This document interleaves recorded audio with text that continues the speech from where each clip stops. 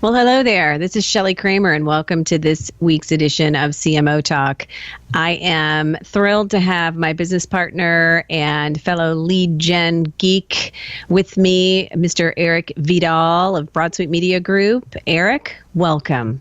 Thank you, Shelley. You're thrilled. I'm thrilled. I've been waiting a long time to be on CMOTalk, so thank you for having me. No, I'm thrilled. So we have a treat in store for you listeners today because we are going to talk about the thing that most marketers seem to care the most about these days, and that's lead gen. And so since we do these services for our clients on the regular, and Eric heads up that part of our operations, what we thought it might make sense to talk about today is really trends in lead gen, what we are seeing our clients wanting to focus on, things that we think work best, where you ought to consider putting your budget dollars. So with that broad tee up, Eric, maybe let's dive in a little bit, if you don't mind, to, kind of what we think the trends are here in 2017. Yeah, sure, Shelley. First, I love this time of the year, January. December and January is when all the marketing plans are starting to come, getting finalized. They're getting tightened up and they're getting ready to launch. And so I'm very fortunate. I've talked to a lot of marketing leaders over the last 6, 7, 8 weeks. So I've had some insight on what people are doing in regards to their marketing plans, and especially from a lead gen perspective. Also, we did a report here at Broadsuite Media Group just over a year ago, and so there's some interesting data and stats that I can share with you as well. But what programs and tactics are people using, and what are they finding most effective? I have a list of 16 in the report, and I won't go through all of them, at least not right now, but some of them at the top are those tried and true programs that some people may not consider or think that they'd make it in the top. So, for example, the top third on our list, and it's probably 1, 2, 3, or 4 on most people's lists, are in-person events, live events, conferences, trade shows, or just an event that maybe the company puts on. And that's always interesting to me, because I always hear marketing people say, oh, it's a necessary evil, or we need to do less, it's too expensive, it takes so much time. And all of that's true, but people continue to do it because it's effective. So that's one thing I wanted to call out. The other one is sales, and it depends on what report you look at, inside sales or SDRs.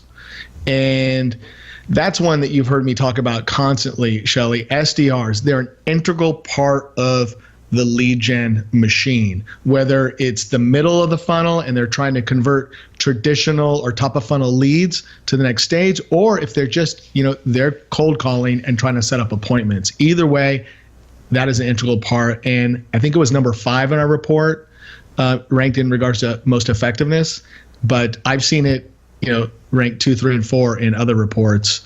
So those are 2 I wanted to quickly call out.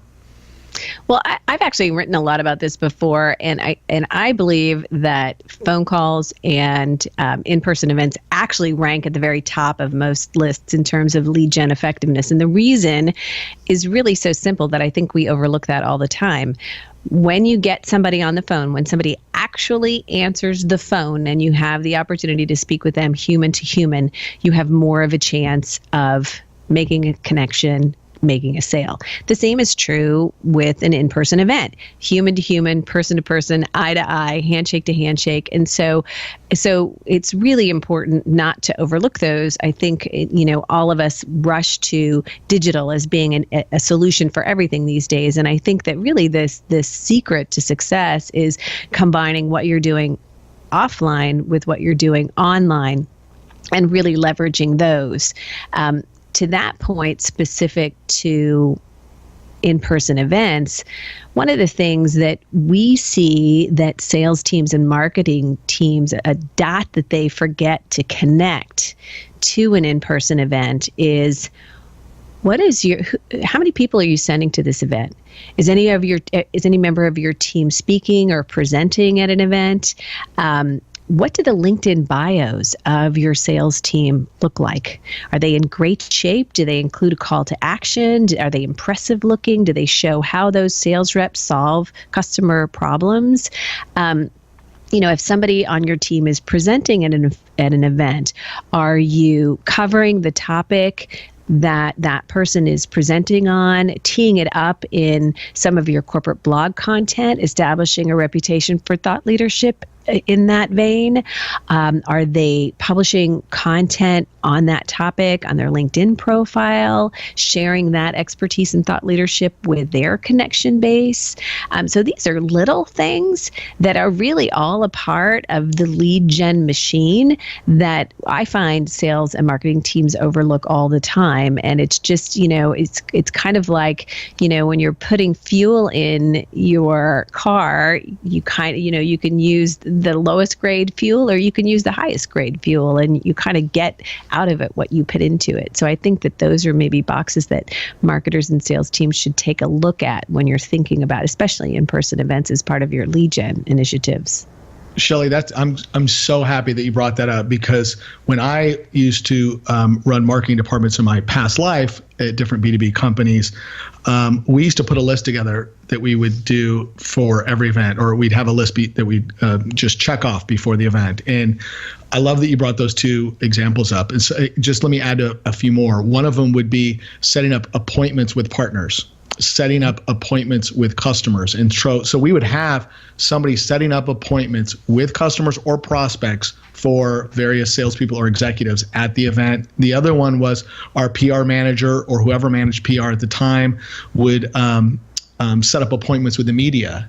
And so there would be, you're trying to kill 6, 7, 8 birds with one stone. Even having the nightlife scheduled and organized for some of your marketing and salespeople. And right. You gotta, you're having coffee in the morning with this person, you're having cocktails with this person, you're going to dinner with these people. So, really trying to make the most of those 2-3 days that you're spending at the event. It's important. I'm glad you brought that up. Well, it can deliver, it can deliver big. And I think sometimes, I remember I worked with a client for a long time that, there were several huge global engineering firm, and one industry conference they were sending 70 team members to. I mean, think for a minute about the cost involved sending 70 people on your team to an industry trade show. Just the airfare and lodging alone is crazy. And, part of what we helped them do is fine-tune their LinkedIn profiles, tee up the presentations they were giving, make sure their customers knew about that. And, another way that you can connect all of this to your lead gen is, what are you doing in your email marketing efforts to talk about this event that your customers and prospects are going to? First of all, are you segmenting your email list so that you're reaching only those people who are likely to go to the event? What messaging are you delivering in that email? Is it just, oh, come see us, we're going to be here, which is boring messaging?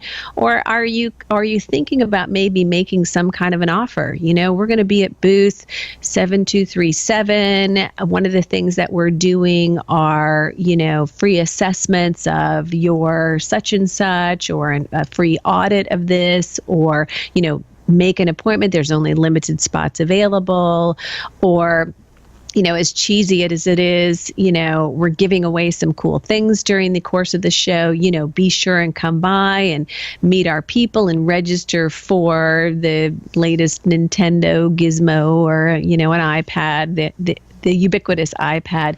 But I think when you can add incentives to get people to your booth, in addition to the appointments that you set in advance, and then use email to make sure people are aware of that, because these huge events are, they're confusing, and you forget, people get, it's kind of like herding sheep. People get to an event and woohoo, let's get through this day and go to happy hour. And, I think a lot of times people get home accomplishing just a small amount of what they'd like to accomplish. Customers, your customers and prospects and your team. So like you said, when you can have a checklist, when you can kind of herd these people the direction you want them to go, I think it can make a big difference in your success overall.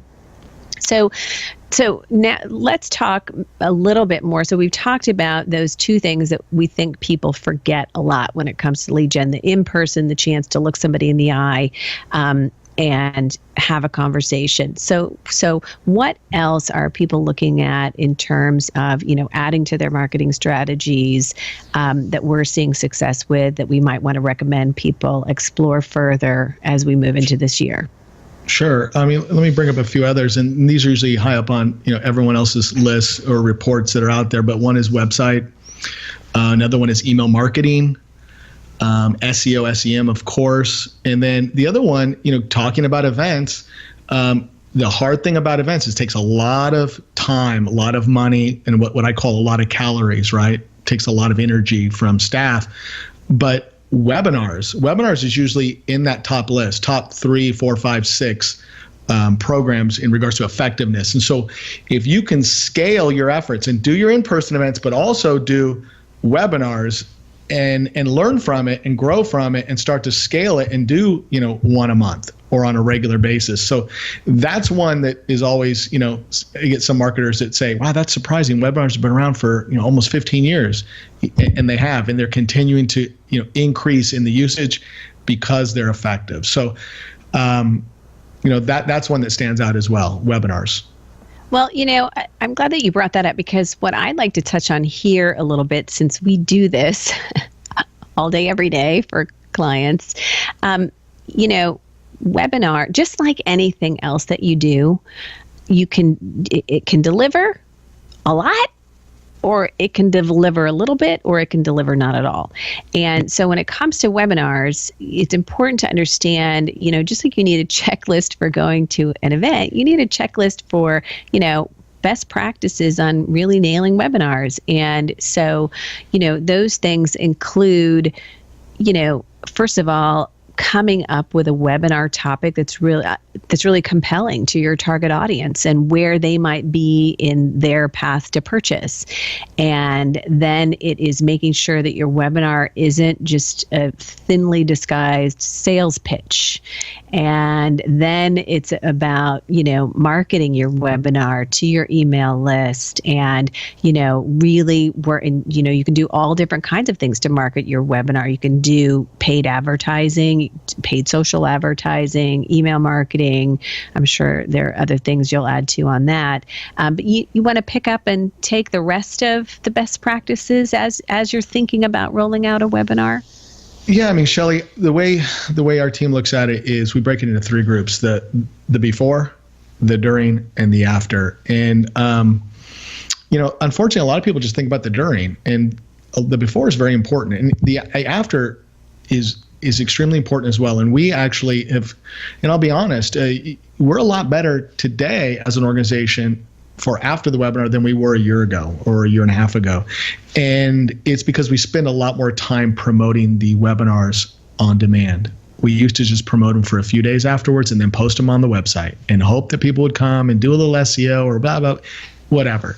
But now we spend a lot more time promoting them through different channels and making it easier to just click and watch or just fill out a short form like an email. So that is improved dramatically. But going back to the before, there's a lot of things that you need to do. I mean, you have to have a list, a checklist. And I'm happy to share with people offline what that checklist is. But you said something right off the bat that just, struck with me, is spending some time to come up with the right title and description and create some good content. That's one of the biggest challenges we see with the companies we work with, is in their mind they have something, we're ready to go, let's launch today. And then they don't have the title, they don't have the description. And then when they do come up with it, it's like you said, sales speak, boring. Yeah, and it's hard because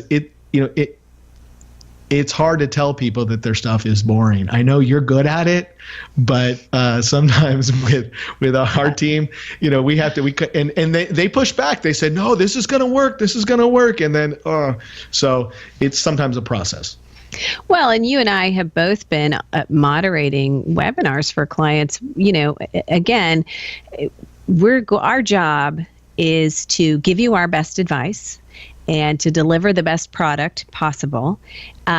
And if our clients insist on, certain topics or certain language, promoting a webinar or delivering a webinar that turns out to be nothing more than just a product pitch, we can't, we're not going to tell you, no, we're not going to do that. But we have both been moderating webinars where, we have a crowd show up and, the people presenting the webinar just dive into way too much sales speak based on where these prospects might be in their customer journey. And, you can just see one by one callers dropping off. And so, trying not to be too salesy, really, understanding that a webinar, if you're doing a webinar for existing customers, showing them how to use a product, that's one thing. But when you're trying to attract people to your company, to your product or service, it's a seduction. It's a marketing endeavor. It's not a hit them over the head sales pitch. And I'll give you one example. Just, I don't know, this is 7 months ago, maybe. And I won't name names, but the marketing gal, she had a senior salesperson involved in the process, which made it tough for her, right? I mean, right there, it's challenging. And during the dry run, I'm texting her, trying to explain to her can you talk to the sales leader? This is really coming across very salesy. And she said, well, can you? And I said, no problem. So I step in, I give him the reasons why he probably needs to relax and pull back a little bit and not go right into a product demo after 10, 15 minutes of conversation and going into the features and the nits, nats, and other. And he said, well, give me some examples of how that might not work. I go, one of the things we see is people leave. They will drop off and they'll even complain as well. And it just gives off a bad impression. And his response was, well, I see your point, but you know what? The people that don't drop off, that means they're pretty interested. And maybe, then I know that we should go after those people. And then I try to explain to them, they may not literally drop off, but mentally they may check out and they could be looking at something else or what have you. But it was interesting, his response. So so what you're saying is that was his way of qualifying leads.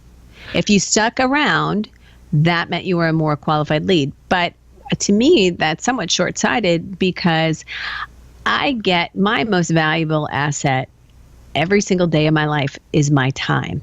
So when you entice me to make time out to click on your webinar link that you market to me in some way, email, social, whatever, and I see a program that looks like I might be interested in, I click on it, I take time to register for it, I put it on my calendar. I mean, that's a commitment for me. And then I kind of structure my day around that because obviously it's content that I'm interested in. And then when I show up and I find out that I feel hoodwinked, it pisses me off and it leaves a bad impression. And so I think that you're rolling the dice a little bit when you're doing that in that way. And it certainly isn't a risk that I would like to take. And the other thing that you touched on that I do want to be sure and reiterate, because we've seen this happen with clients. We have a lot of clients that run their own webinar programs and they're very big enterprise level companies and, okay, we've got this. But what we find a lot of times is even though you might have the internal capabilities to host and run a webinar, the marketing expertise in terms of executing that webinar sometimes really doesn't exist.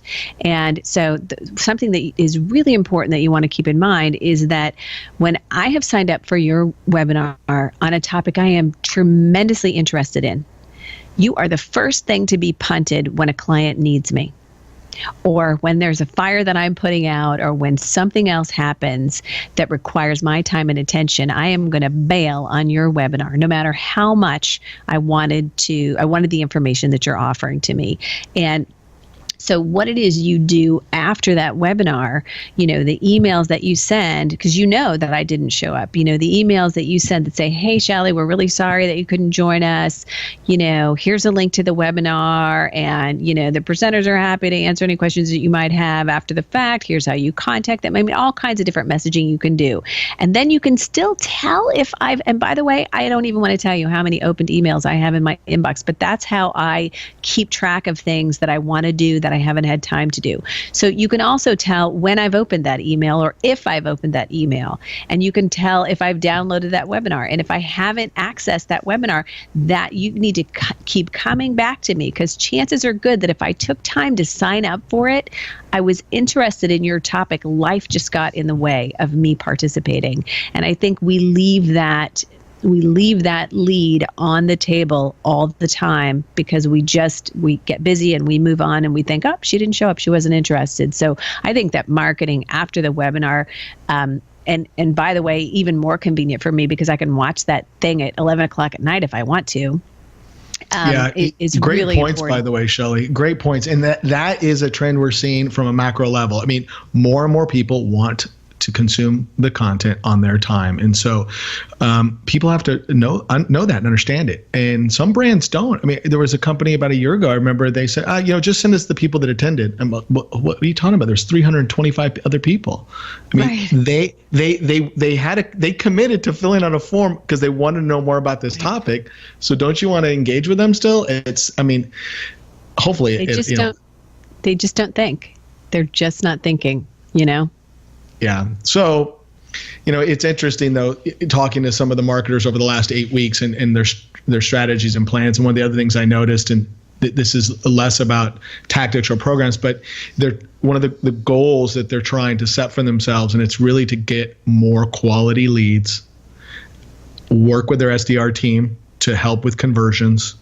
And the other one is getting net new customers, increasing that amount. And it's funny because I saw a report not too long ago that had that right up there in the top. And one of the things we sometimes forget is, what about growing your current base, going deeper and wider inside of certain accounts. And so, that's something just to bring up. I wanted to bring up that I talk to some of my lead gen friends from time to time, and executives that they're working for tend to get them focused on how many more new customers can we get. And we have to remember that it's a lot easier to keep a customer and make them happy and go deeper and wider than it is to go out and get net new. So just one thing that I wanted to bring up as well. Well, and you know what? That's marketing 101. And so it's, an existing customer is exponentially more valuable than a new customer. They already trust you. They're already using you. And so when you can, and a lot of times those existing customers have no idea the other products or services that you might be able to provide to them. So it really is, but when you back up from that and you talk about lead gen, that's where email is so important, and staying connected to your customers after the sale. And email can really deliver in that way for you. Yeah. The other one that, in talking to different marketing people in different circles, especially on the B2B side,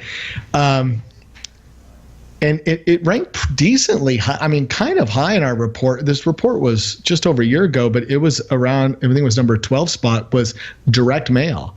And, it's because how many emails do I get a day? And then how much mail do I get at the office? Right? So you're able to cut through, and especially if you put something together that's very targeted, very creative. There's a lot of things going on with boxes or specific packages or gifts, and then it's kind of hard not to take the call from someone who just gave you a gift. And then there's the other tactics where people are putting unique URLs where it's www.company name / my name, Eric Vidal. And I'm all, what? And I go to it, and it's like there is messaging and language and my names, and sometimes even specific to my company, and mentioning some of my challenges out there. That's always impressive, and it cuts through. So not in the top 5 or 6, but direct mail still finds its way, and it's still relevant in the top 15, which is nice to know. The other thing, Shelley, is video. And so obviously with webinars, more people are doing video webcasts or leveraging video in their webinars. We're leveraging video.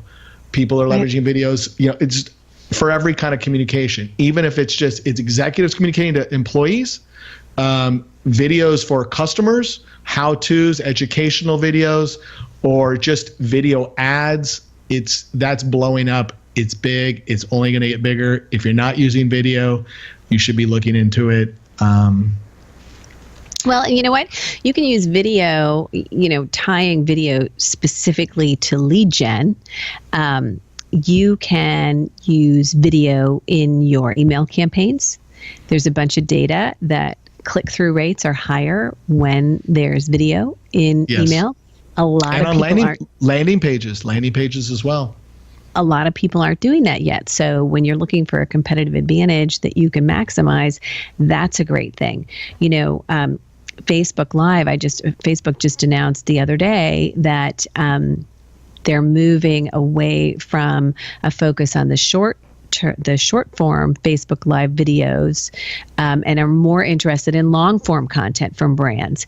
And the reason they're interested in the long form content is because they can serve up ads inside that video content. And it's more valuable to have a piece of content that's 20 minutes long, that's a webinar or, type of event, than having a short Facebook Live, rant about whatever that people do these days. So anyway, just some interesting things to keep in mind. And so there's always lots of really cool things that you can do from a lead gen standpoint. So hopefully we've kind of spurred some thought. Did you have one more? Yeah, one more.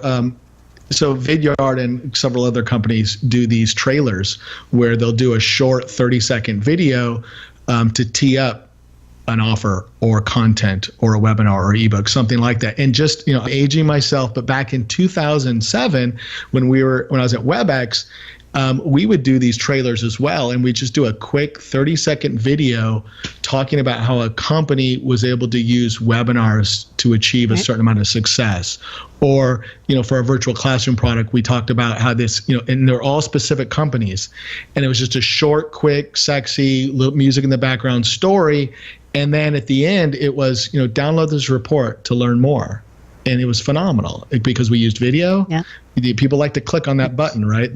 And so it helped with conversions as well. So, well, you know what? To your point, I did a webinar for SAP Digital a couple weeks ago. And one of the things I did as a pre-promotion piece is I did a short 45 second video. Actually, it wasn't even that long, and used the video on Twitter to promote the with a link to the webinar in the tweet, and it really drove traffic to the Reg page. So, like you said, little things like that. It's all about, having an event is one thing. Marketing an event is a whole different ball of wax. So, well, yeah. It looks like our time is drawing near, and we could go on about this topic forever, and we will talk about it again some more. And if you're interested in some of the resources that we talked about during this show, you can pop over to themarketingscope.com, and actually the best thing to do would be to subscribe, because we'll follow up this webinar, this video cast with by producing some of the assets that we've talked about, some of the checklists that we've talked about that you can grab and use there. So Eric Vidal, thank you so much for joining me. Thanks to our listeners for joining us, and we'll see you next time on the Marketing Scope or on CMOTalk. Oops, I got my show wrong. We'll see you next time on CMOTalk.